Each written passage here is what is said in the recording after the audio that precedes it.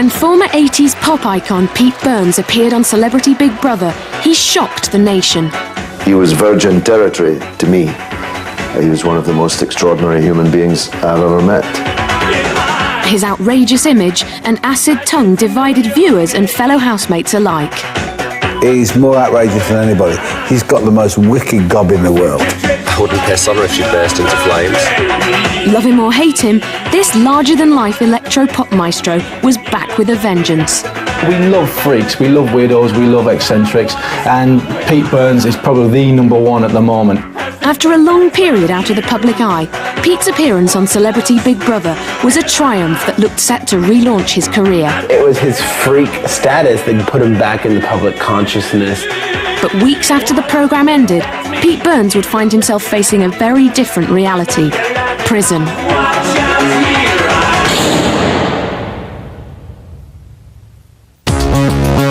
In January 2006, Pete Burns emerged from reality TV's biggest goldfish bowl as a star reborn. Pete's image was everywhere. You know, this guy had the world at his fingertips. Everybody wanted Pete Burns. But what happened next turned his life into a nightmare. Hello, is that the bail office prisoner management unit? It's June 2006, and Pete's management are trying to get him out of prison. Yeah, hello. I'm just trying to find out about the release of Mr. Pete Burns. Just weeks after Big Brother ended, Pete was arrested and charged with harassment after incidences involving his boyfriend Michael. And after breaking the conditions of his bail, he was re-arrested and sent to jail. We need to find out what police station George Galloway is signing the surety release form in. Is that where he is? Is in Cuba, is he? Oh, good luck. All right. With new bail conditions having been set, George Galloway, Pete's former housemate, has agreed to put up the money. Only problem is, he's out of the country. The team need to find someone else. Because we've called the bail office, just say, look, someone else would have put that bail money up, Wendy, you know, and we just want to get him out. Pete, there's got to be somebody you can tell. Right, you tell them that you want everything. Listen, nobody can do anything at the moment because we're just waiting for Galloway's mob to sign. You can't speak to them, they're all away, they're out of the country, Pete. With George Galloway out of the picture, bail eventually arrives from an unlikely source. We've got another person who's willing to put up bail. Yeah, I know. I'm going to see if I can find anything on Google about this guy in Plymouth. He's an author, right. The day of Pete's release finally arrives, and Teresa is on her way to the prison. It's been very difficult, I think, for everybody concerned to follow the thread of the whole story because it's become so complicated. After coming out of Big Brother, he's been trying to sell his house. He'd just returned from Italy after living over there for 2 years. He'd had the ongoing surgery. I mean, things kind of started to run a little bit out of control for Pete. Pete's £3,000 bail has been paid by a fan that no one, including Pete, has ever met. But as part of the conditions, he must go and live at this person's house in Plymouth. So Pete's bandmate Steve is there to take him. I spoke to Pete Burns this afternoon. He's perfectly fine, perfectly calm, and can't understand why he's incarcerated in Wandsworth prison. I just want him out. After 2 months inside, Pete is finally released and straight on the phone to his solicitor. Yeah, but you weren't exactly working quickly and efficiently, were you? And it actually comes as quite a horrendous shock to me that I'm auctioned off like a sacred pig to somebody that I've never met when there were other people put in place to meet these bail conditions. I've never met this Peter Quint. He could be a fucking serial killer, couldn't he? Pete is banned from London, so he'll have to stay at the fan's house until his next court appearance. This could be anyone. If someone had put more bail up, I'd be going to their house. I was on the market, wasn't I? It's a real shock once you go through the prison system. You go through, I mean, the bit you've seen, I could have laughed in your face. I mean, that is luxury compared to a cockroach-ridden cell with a toilet that won't flush. Yeah. I can honestly say once you're behind the closed doors, it's the nearest thing to what you visualise a Thai prison to be. Despite prior arrests for incidents involving boyfriend Michael, the two are still together. Hey, Schnubs, how are you? Well, I'm wearing pyjama trousers and an old lady's sweater and I'm rancid. I look worse than Dinah Ross did after her arrest. The only thing that gets me through is she looked like Don King. The only information Pete has about the mysterious fan is from the letters he sent him in prison. Of course I think it's surreal. I think the whole situation is surreal and he's just another byproduct of that. I get this sort of fan mail, I get these books, I get this money. He made the best offers, he'd have put anything down to get me out of that jail. All the letters, they're unfucking believable. With each cigarette I light, he's gonna lick between my legs. I'll be red raw from that I smoke. But you must understand, at no point have I met or even seen Mr. Quint. And I kept asking him to send me a photo and he refused, so he's a completely mysterious character. We're both dying to meet him. And he's got a nice Chianti with some fava beans waiting for us. Good sweet Clarice. It is Clarice Cliff, isn't it? What have I done to deserve this? Yeah, I should have done a murder. Coming up, Pete finds out how much his fan really likes him. That's my bridal veil. He bought me this.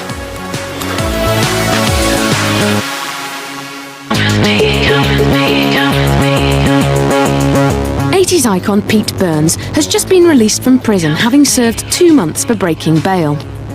He has been released on the condition that he stays in Plymouth with the mysterious fan who bailed him out. No one, including Pete, has ever met this man.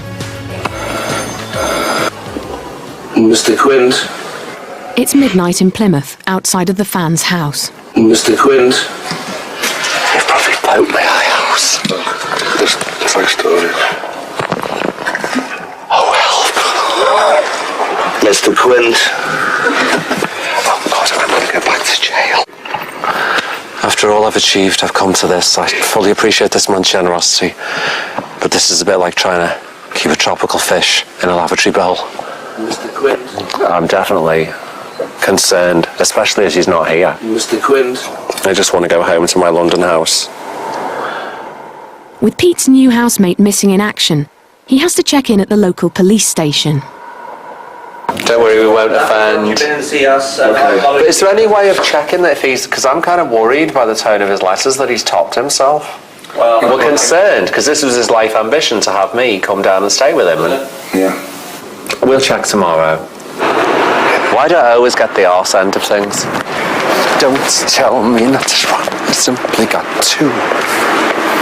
Don't bring around a cloud, my parade. Train station waiting for you. We went to the train station, so I'm fine. Word comes through that the fan is waiting at the train station, but Pete's in no rush to meet him. He's dead. He's at the train station. Stew.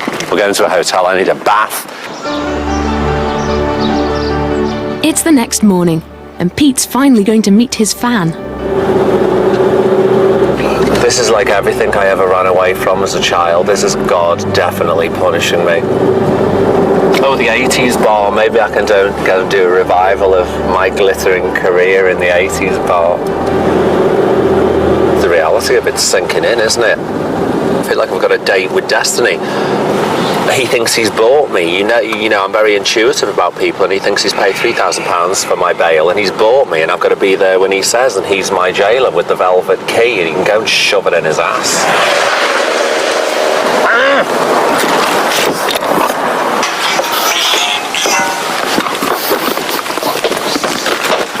Yoo-hoo! He's run away. Fucking kill me, you will. Why'll I kill you? Fucking kill me. Why will I kill you? Fucking kill me, you will. Oh, don't be so You'll dramatic. fucking kill me. What? I'm not dramatising. You're... Oh, I see we're being filmed. Everything I do is filmed, honey. Everything I do is filmed. Why will I kill you? First of all, thank you. And I can't believe where I am. Fucking kill me. Oh, shut up. Why'll I kill you? How are you? Hi, you neurotic old queen. Why'll I kill you? What's happened? Are the police going to arrest you? Take a tablet. That won't work. What? That won't work. Oh, take 2 tablets. Oh, come on. Okay. Take 5 tablets. Pleased to meet you.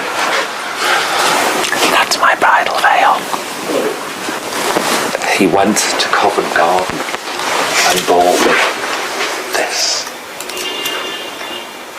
It cost $4.50. There's 50 letters that he hasn't yet sent me. Here are my gifts. How can this be? How can this be? I just really don't know. I'm not afraid of anything, but it's potentially frightening. Do you know Misery, the movie Misery? It's kind of like that, isn't it? I can see me strapped to a bed with 2 broken feet. Complete the next album. Peter, I'm in shock. Don't say a word. No, I've got to say a word. I've got to say a word. Don't say it. I've got to say a word. So beautiful. You're so beautiful. You're so beautiful. Oh, honey, get over it. What else does matter? Nothing else matters. You're just so beautiful. I mean, now we're a bit alone, almost. What? I'd like to address you, but I don't know how to address you, okay? Pete? Just address me as Pete? No, I can't. I can't. I call you Majesty, okay? It's good to call you Majesty because it makes me more composed and deliberate in what I say. I'm going to start calling you... Sire. Okay, Sire. Okay, Sire and Madge. Here we Why are. not? What's wrong with that? You're a queen, I'm a king. What's wrong with that? What's wrong with that? Why be self-conscious? Why be so bloody fucking modest? Bloody fucking, okay. Why be so fucking modest? You're a queen, admit it. If I call you Majesty, it's because you are. Isn't it? You're being punished for your extremity. Extremity of what? I lead a very quiet life. I've never been in trouble with the police before. The truth is this. Every fucking man in the country fancies you and wants to fuck somebody else's ass because he's upset by the fact that he fancies you. So you're being pilloried. You're being pilloried above all for your beauty. You're being pilloried first of all for your beauty. First of all for your beauty. You don't pillory people for the beauty. Why aren't they pillorying Angelina Jolie? For a start, she's not beautiful. Hemingway says somewhere, if you are very brave or very beautiful or very clever, the world will try to kill you. Don't start crying on camera. What's wrong with crying? Oh, because it makes your mascara run. Please read us a poem. Peter, please read us a poem. About you? Yeah, read one of them. Say, who's that? Strutting on down the street. Ain't she the one they call the Gothic ruin? Say, ain't that the Bride of Frankenstein come back?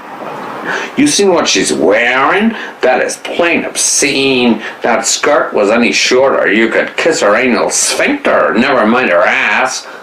The police ought to book her looking like that. What's she doing in our patch? She's just shameless. She's a mess, honey, is what she is. Hey, that's not a woman, don't you know? Besides, how can she give head with a kiss of that big? That's not a mouth, that's a suction pad. Head? She'd suck your face off. I feel as though somebody's disemboweling themselves in front of me, and I don't know whether to applaud or vomit. And people think I'm eccentric and nutty. Well, what am I going to do? Say my bowels have failed and shit all over the place so he gets me out of here? I wouldn't stay here for a full body lift.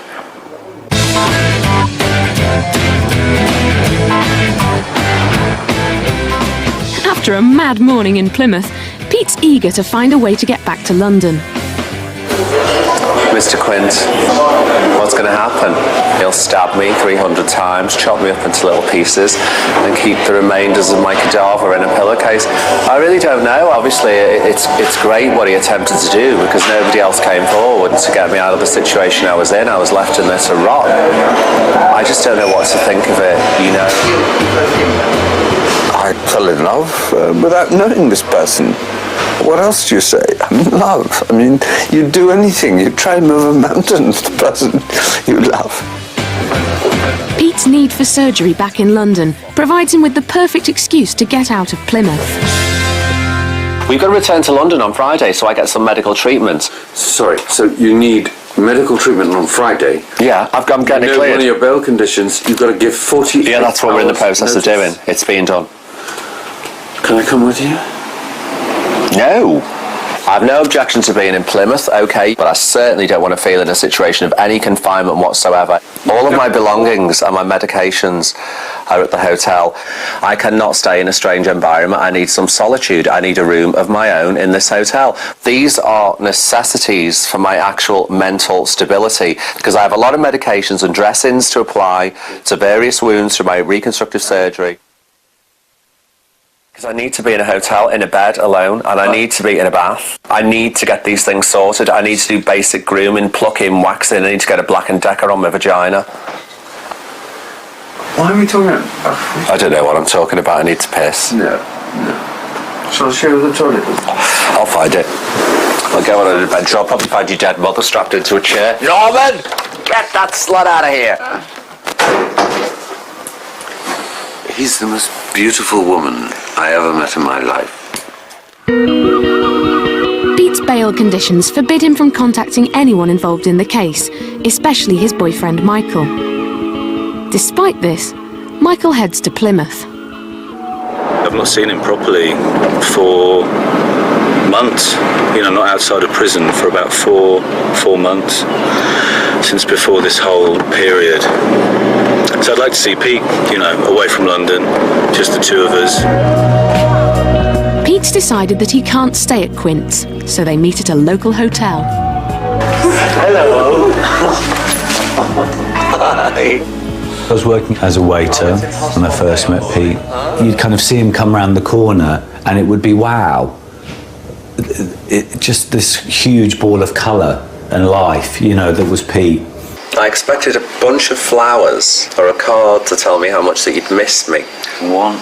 Or a bar of chocolate. Well, you're not very giving in material things, are you? You just give your body willingly. It's very odd when someone well-known is interested in you, and it's that whole, which I'll suffer from probably for the rest of my life, scenario, pop star, waiter. He doesn't court me with material goods, really. You do sometimes, don't you? Like crazy things like a graveyard statue. You got red glitter on your nails. I just want to be with Pete. I don't want my own show. I don't want to be in adverts. I don't want to record a song. I just want to go about my life as normally as I always have.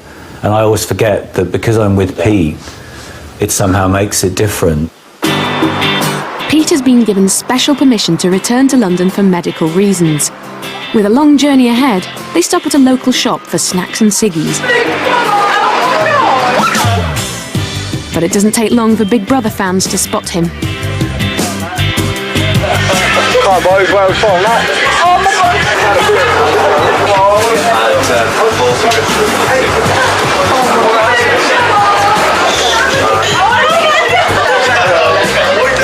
Everyone with yellow photos of me, Pete, come on, Pete, mate. This will make me driving for like 8 hours. That's right, mate. Don't worry, come on, Pete. You can't go 8 hours, bro. Come on, Pete.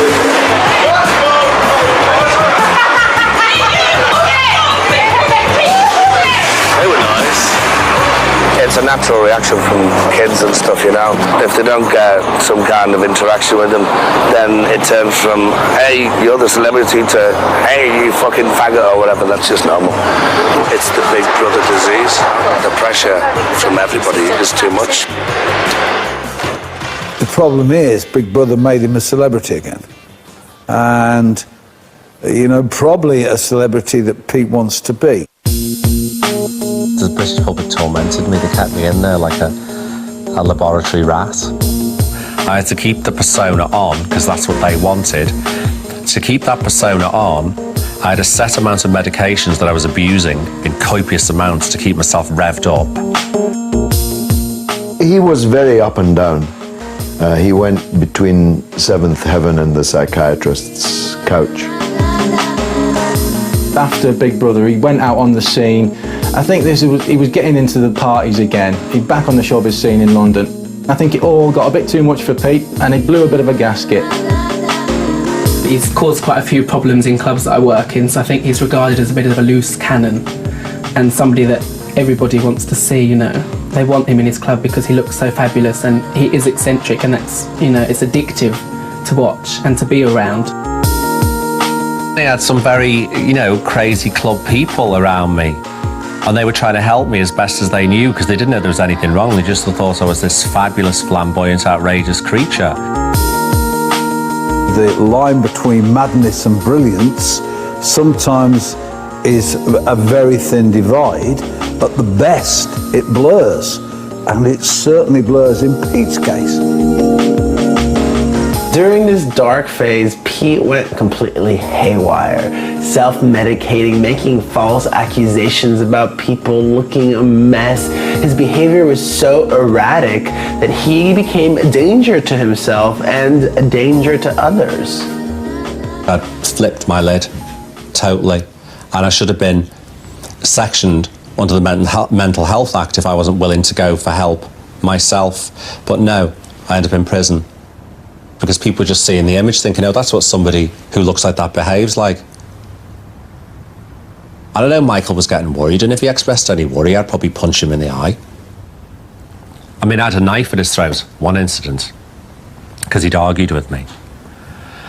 I hit him several times because he would try and calm me down. I was in such a state of hysteria.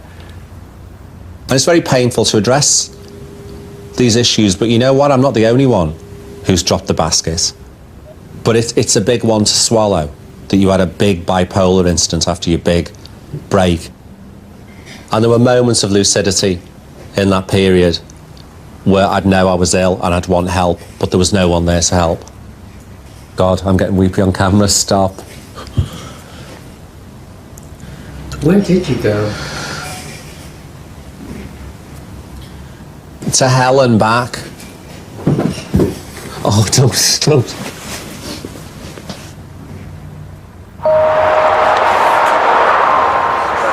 Does anybody really enjoy fame? I think it'd be a crazy person, more crazy than I went, that enjoyed fame, but you enjoy the things it can bring to you, but you give up so much. You do, you give up so much. I wish I'd never been so flamboyant. I wish I'd never had the need to be, you know, what I am, but it was a very real need. Coming up, Pete returns to London to face the court case that could see him back in jail. What am I supposed to do? You're supposed to be there, talk to us, Lester. That's really fucking fantastic of you.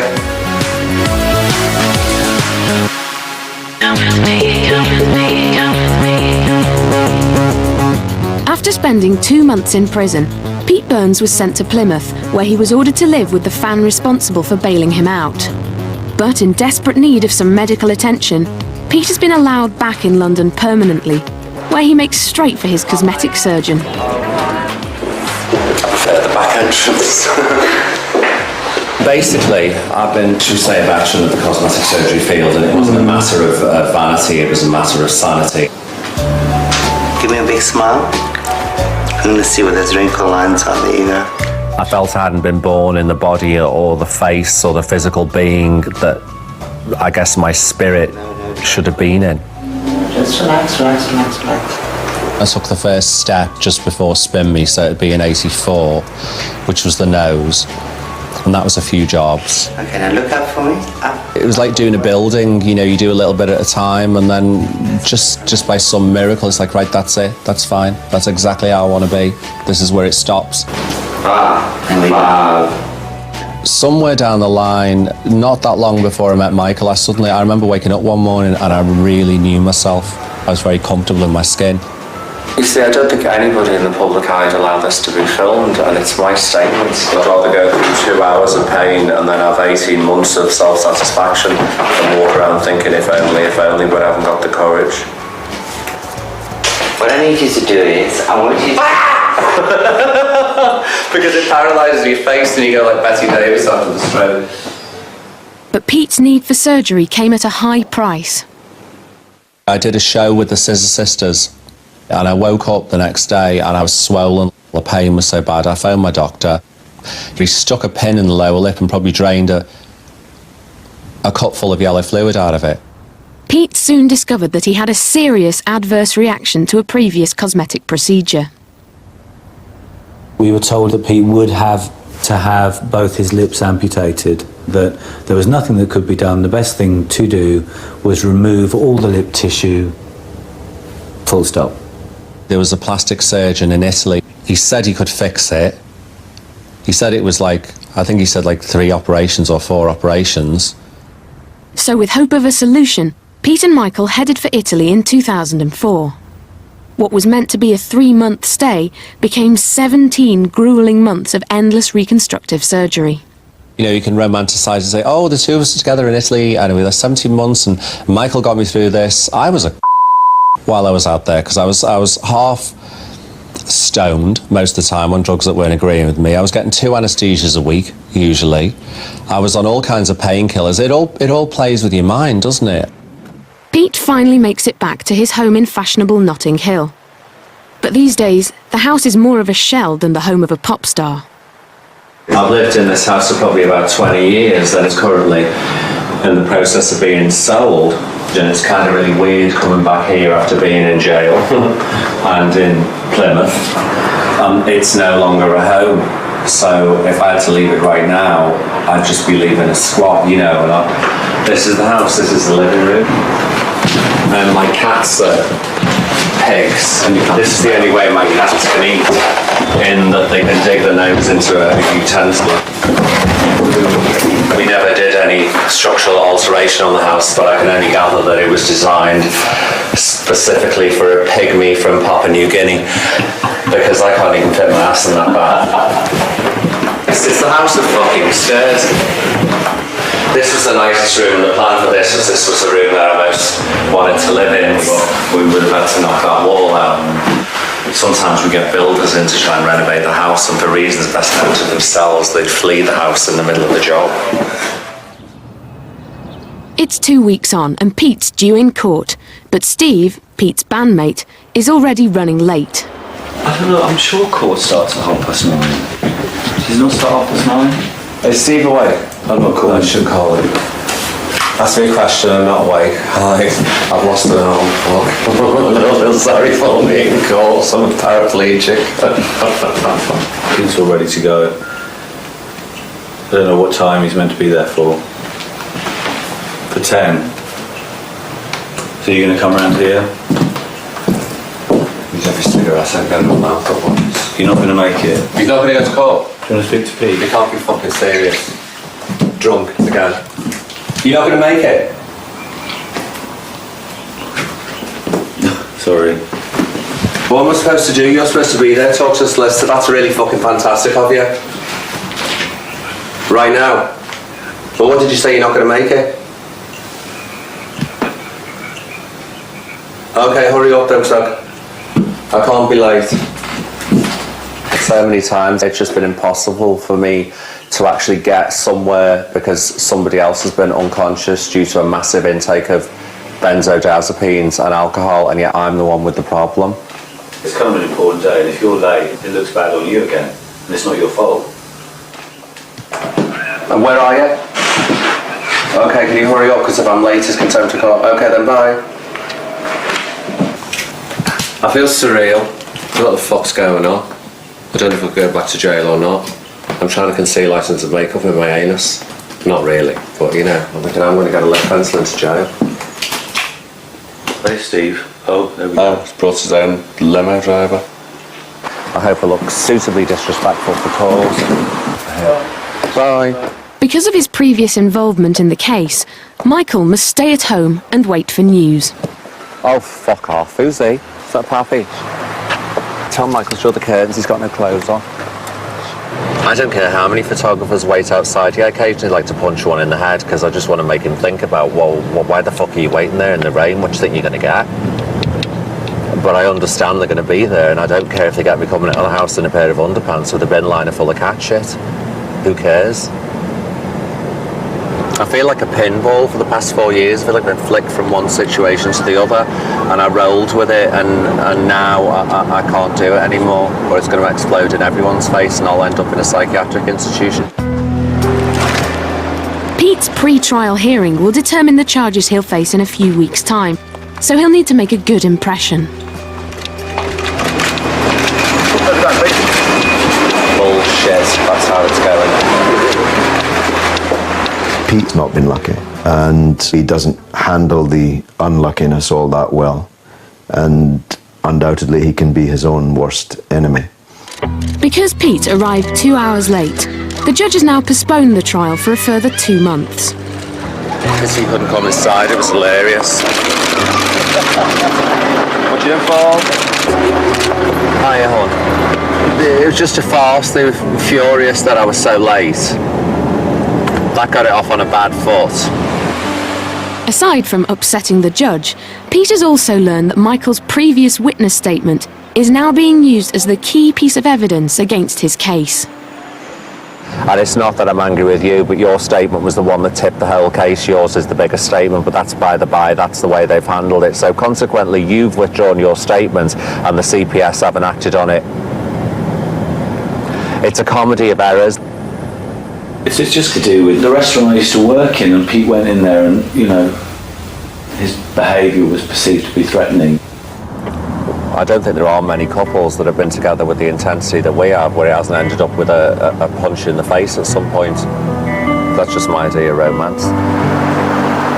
I think anyone who imagines that there's a pussycat underneath the iron is wrong, which is not to say that he's not sensitive, but he's a tough cookie, and he's had to be.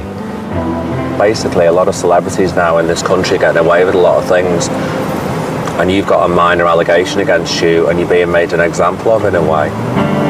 I think the basis of police stations is they sit on duty all night and they watch programmes like Big Brother and they make assumptions about you as a character. Oh, come on, that situation with the fur coat, was that not a taste of things to come? Who the fuck gets a fur coat seized by the police?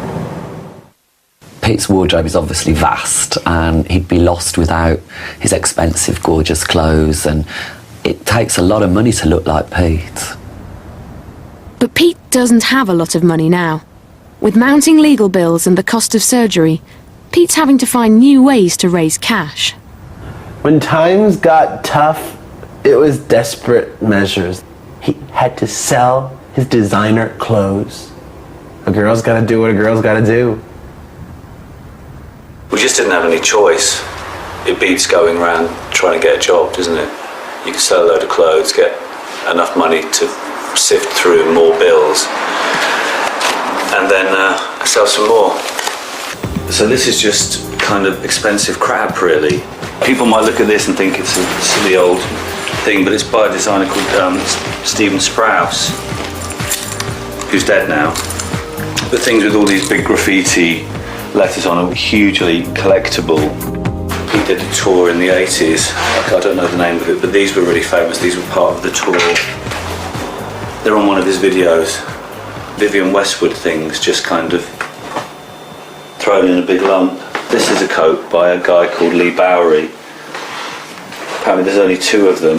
One for Pete and one for Holly Johnson. Oh, these are the pins. It's so heavy, it's unbelievable. One of the patches is somewhere, actually, you know, from the Spin Me. That was just chucked in a bag, but it's worth a fortune.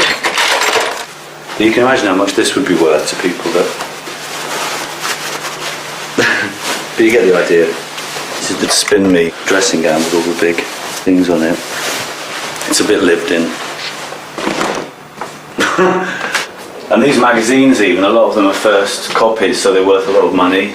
So that's the problem in this place. Even if you think it's rubbish, it's probably the first one, so it's expensive rubbish, so you end up not being able to throw anything.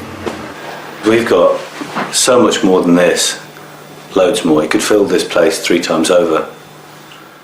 With Pete back from his disastrous court appearance, he's been ordered to wear a tagging device and follow a strict 10 p.m. to 6 a.m. curfew. Done. More or less. So there's a lot of people out there wearing these. I'm not alone in the world. Oh, God. Well, we've got 80,000 in our region. Shit, so part of a tag support team. The thing hurt my ankle.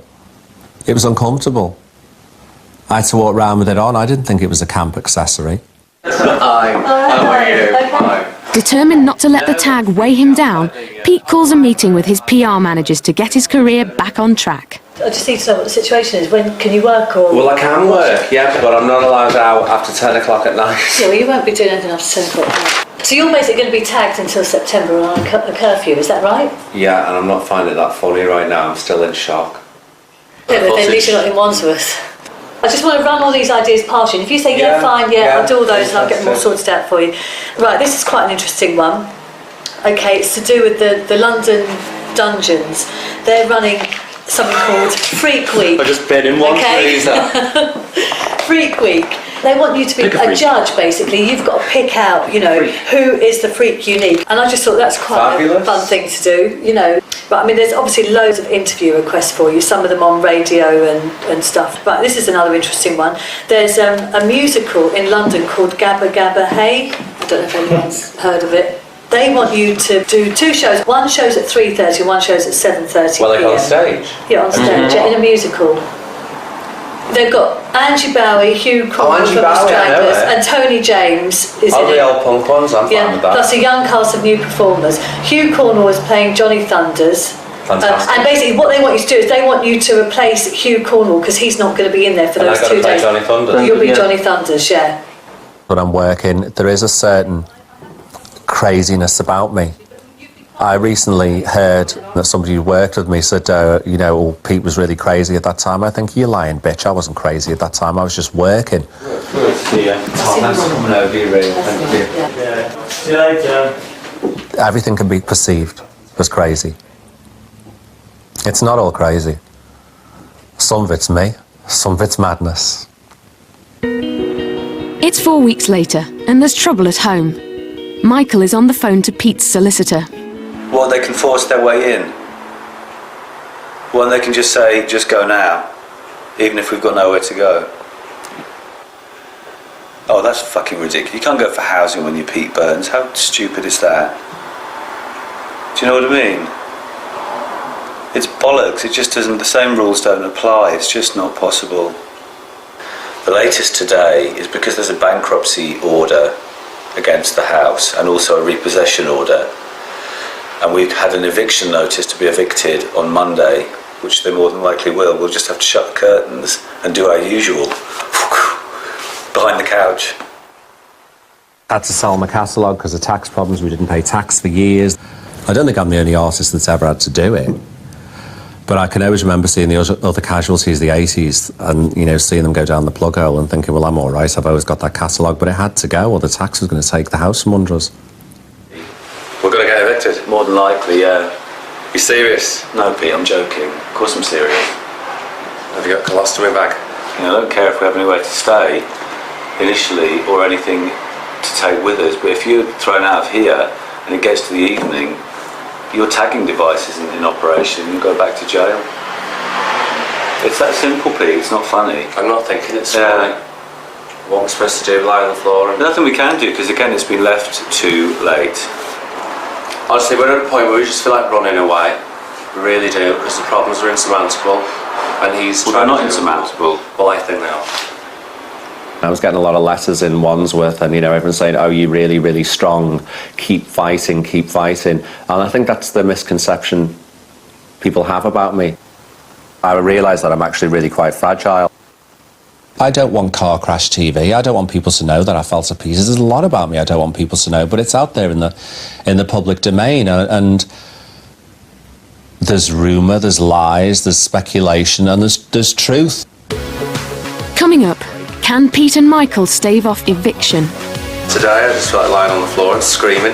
And this is supposed to be a documentary that shows the transformation to triumph. Come with me, come with me, come with me. Pete Burns has been living under the threat of bankruptcy for months. But just when it looked like he was going to lose his house, good news arrives. We didn't get evicted, we sold the house. And as hellish as it was, and as relieved as I am that it's sold because we needed it to, I'm kind of really sad too. Because it was ours, and it was our home, and it's full of memories. You're kidding me? You've got to take the mirror off to get to the boat. So it's practically impossible? I would say so. Bye-bye, mirror. The important things, laptop, electricals, champagne. This is like the heaviest bag in the history of heavy bags. Bye, house. It's a stepping stone into a different life. You know, it's not the end, it's just a beginning, and it's a really good one. Hi, flat. Be a happy home. I'm just waiting for the kettle because I'm gagging for a coffee.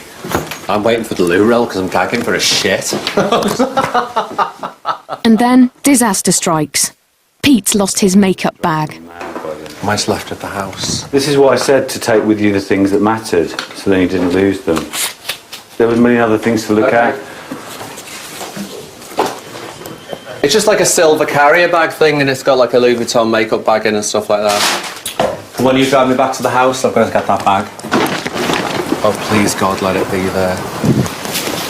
Makeup crisis. You wouldn't have put it inside one, would you? No. If I forget a damn thing... There's no way they'd have lost anything, is there? Oh, this is a real drama. No foundation, no powder, no eyebrow pencils, no mascara. I'm angry now because he's got coffee and he doesn't care about my face. I love him to death, but... I mean, I'm really high maintenance and it's ridiculous. I'm going to have to hook. No sign of that bag yet? No. But you've definitely looked in the cupboard in the dressing room? Definitely. It's not here. I've no idea, Pete. I really don't know. The bag completely disappeared. We'll have to go through every single fucking bag just to find your makeup. I just remember when I got back to the flat and Michael just had the living room sorted out and it was like, oh God, he's done all this and I've been running around looking for a lipstick. And with just days to go before the trial that could have landed him back in prison, Pete gets more good news.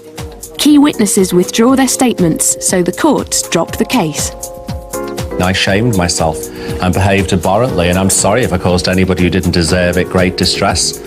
And what am I left to do with now but say I'm sorry? It's kind of not enough.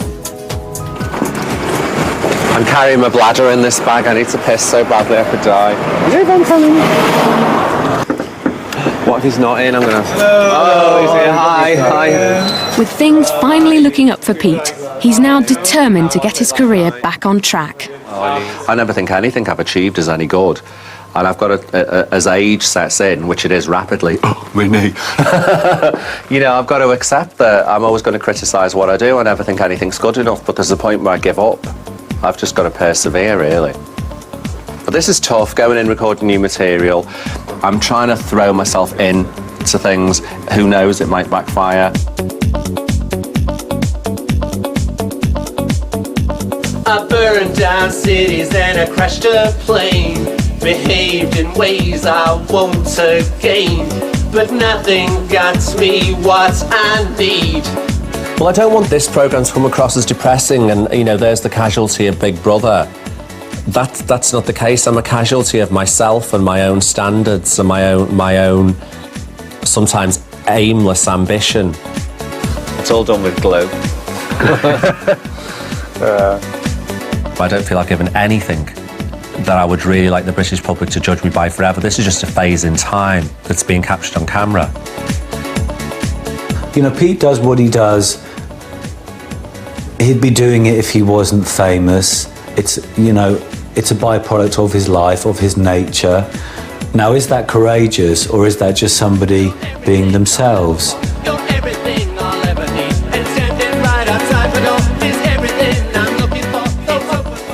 There's always a market for an anti-hero. Pete fits that quite well because he doesn't fit any norms. He's not afraid or frightened to speak his mind, whoever it upsets. I mean, I have always been in love with Pete Burns. I mean, there's no question. I've always loved him as a human being. And I've gone through some incredibly difficult times with him. But that's talented people. If I'm going too fast for you... No. It's just a case of being tripolar. I'll achieve something great before I'm in the soil. And that might not be a #1 record or, you know, a gig to 750,000 people. It might be something completely different. OK, audience, I'm really out of tune, but it's perfect in my head. I hope he does go on and just become a very grumpy old Barbie doll lookalike. It'd be fantastic to see him in 20 years' time still tottering around on his massive heels, shouting at people in the street and still keeping on going and being the big old eccentric that we love him for. OK, so to me, it's made big progress and I'm not ready to slash my wrists. Quite yet. Quite yet. Even though it might make good TV. You should let me be his manager. I'll put him right back up where he belongs.